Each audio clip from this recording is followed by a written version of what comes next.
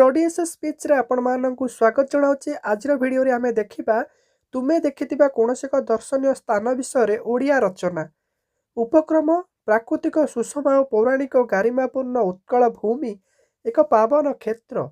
एठारे बहु दर्शनीय स्थान रही केउठी झरी पड़ुची प्राकृतिक सुषमा तो केउठी उत्कीर्ण होई उठिची इतिहास महत्व और स्थल विशेष रे विघोषित होईची धार्मिक परंपरार प्राधान्य।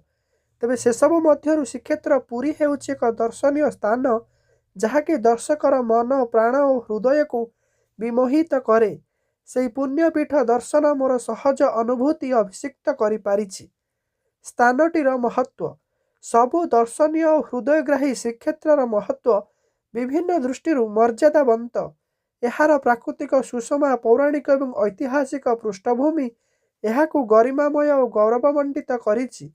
यथार्थरे उत्कलमणि पंडित गोपबंधु दास लिखिछन्ति, भारत सरसे उत्कल कमल तामध्ये केशर पुण्य नीलाचल। प्राकृतिक सुषमा दृष्टि श्रीक्षेत्र पुरी उत्कलर पूर्व प्रांतरे पुण्यतय महोदधि तीर अवस्थित। एहार सूर्योदय और सूर्यास्तर दृश्य दर्शकों को एक अतीन्द्रिय राज्य को घेनी जाए। सांध्य समीरणर आमोददायक स्पर्शरे प्राण उत्फुल्लित हो उठे। पौराणिक दृष्टि एहार महत्व तात्पर्यपूर्ण। राजा इंद्रद्युम्न एठारे प्रतिष्ठा करिथिबा दारुब्रह्म एवं समग्र विश्व रे अनन्य। श्रीमंदिर और तार दारुदेवता समग्र पृथ्वीवासी को आकर्षण करुचंती।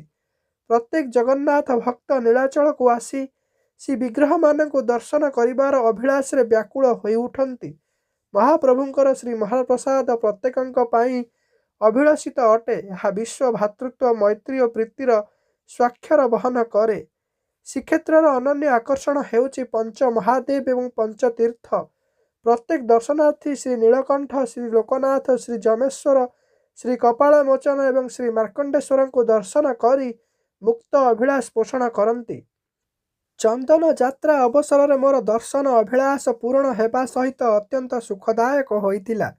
अनुभूति पवित्र श्रीक्षेत्र में मोर दर्शन अनुभूति एकांत अविस्मरणीय। चंदन यात्रा अवसर में पवित्र क्षेत्र को जाई श्रीजीव मान को दर्शन करने सहित मु अत्यंत आनंदित होइथिली। श्री महाप्रभुंक चंदन जात दर्शन पर और श्रीमंदिर बेढ़ारे समय अतिबाहित करी मु निजको भाग्यवान मन करिथिली। श्रीमंदिर बेढ़ारे गणेशंक पाखरे थिबा कल्पवट सर्वप्राचीन। एही वृक्ष मूल भागवतकार श्री जगन्नाथ दास भागवत होई भागवत आलोचना करी आध्यात्मिक प्रेमी मानंकु भक्ति तल्लीन करिथिबार शुणा जाई थाए। श्रीमंदिर दक्षिण द्वार श्री गौरांग वैष्णव धर्मर प्राधान्य सूचित करे। दर्शनीय स्थल श्रीक्षेत्र में थिबा नरेंद्र और इंद्रद्युम्न प्रमुख पुष्परिणी एहार आध्यात्मिक और ऐतिहासिक महत्व प्रख्यापन करे। नरेंद्र, इंद्रद्युम्न, मार्कंड और श्वेतगंगा प्रभृति पुष्करिणी गुड़िकर आध्यात्मिक महात्म्य प्रणिधान्य। बैशाख मासरे श्री जगन्नाथंक चलंती प्रतिमा मदन मोहन मणिमय विमान रे विजे होई नरेंद्र को चापक्रीड़ा करने निमित्त आसी थांती।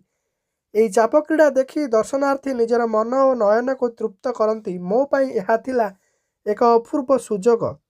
उपसंहार महाप्रभु श्री जगन्नाथंक मंदिर हेउची श्रीमंदिर। यह पवित्र कंबुकटक नाम रे नामित।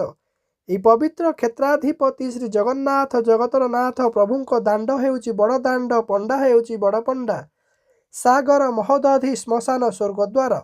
यही श्रेष्ठ क्षेत्र दर्शन मानव जीवनर पूर्णता आणे। दर्शनार्थी प्राणरे यह एक महत् भावना संचार करे। यही दर्शनीय स्थानटी मो पाई चरम सौभाग्य विधायक।